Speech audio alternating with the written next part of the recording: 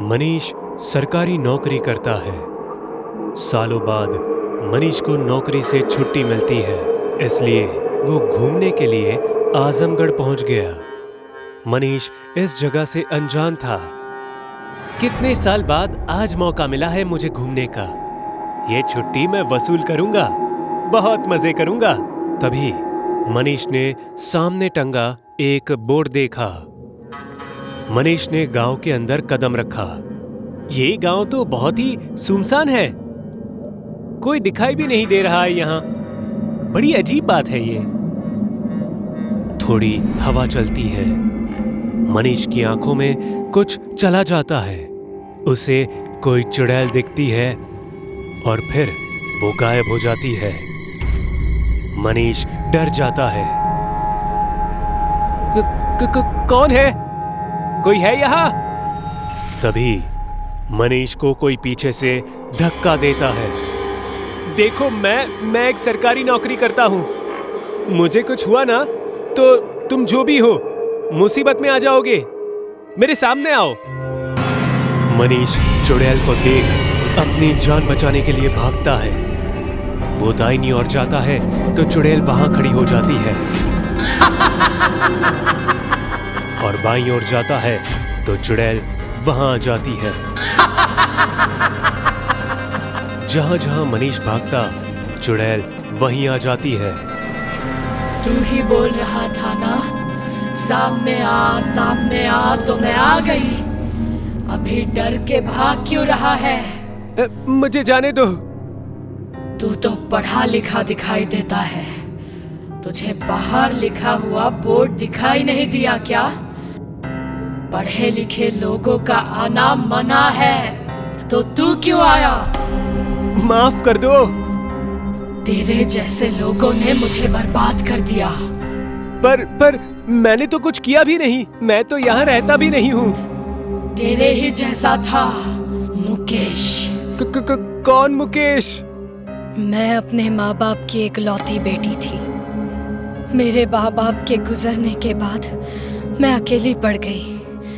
मेरे पास सब कुछ था, बड़ी हवेली, बहुत सारे नौकर चाकर, बहुत सारे पैसे, सोना चांदी, सब कुछ।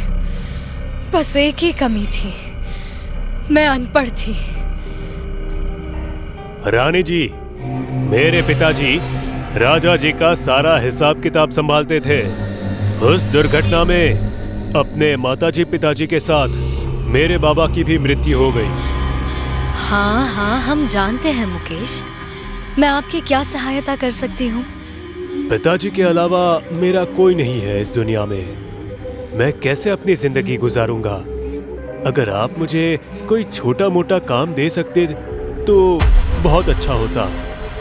हाँ, क्यों नहीं। तुम यही हमारे घर के छोटे मोटे काम कर लिया करो।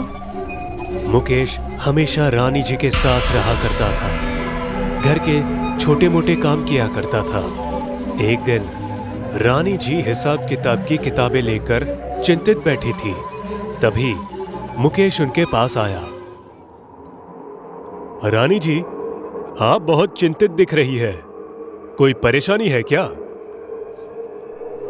हाँ मुकेश, मेरे पास बेशुमार दौलत है, सब कुछ है, पर मैं अनपढ़ हूँ।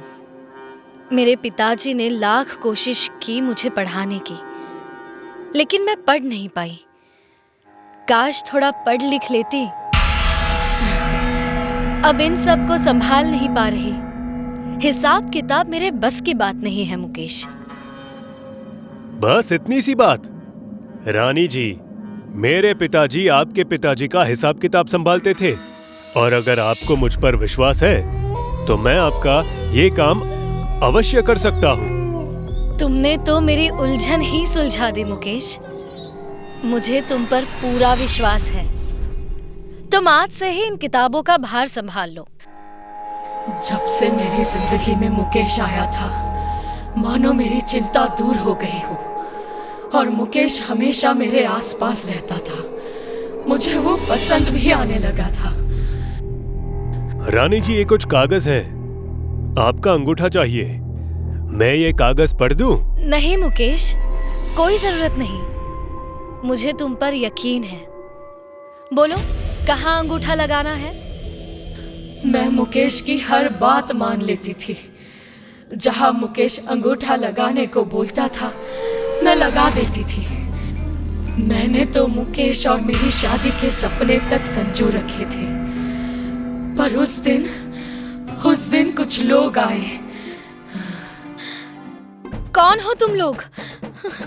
जरा रुकिए, ऐसे कैसे घुसे चले आ रहे हो मेरी हवेली में? कौन हो? हम ये हवेली खरीदने आए हैं। हवेली के मालिक ने हमें बुलाया है। क्या? नहीं, हमने ये हवेली बेची नहीं है और मैं इस हवेली की मालकिन हूँ।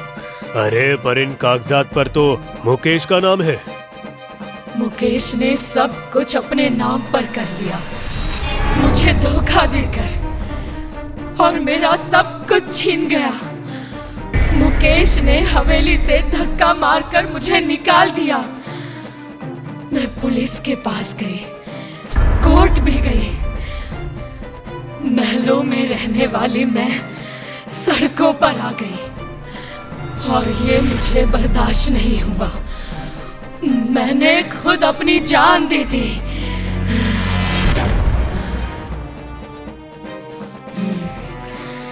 उस दिन से मैं चुड़ैल बन गई और मैंने एक एक कर सबको मार दिया।